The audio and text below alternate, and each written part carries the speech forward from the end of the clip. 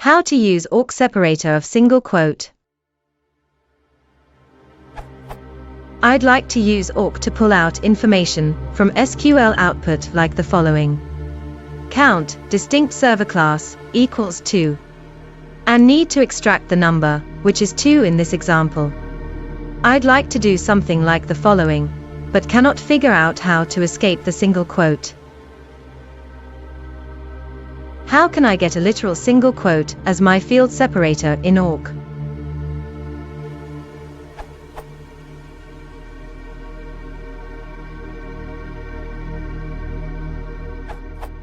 To insert a single quote character in a single quoted string, end the current string, write or backslash, and begin the string again.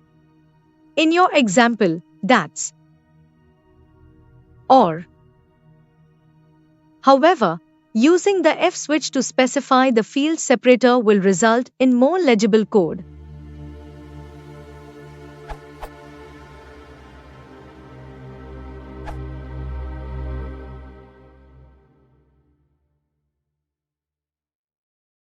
일반 수업 시간에 퀴즈인데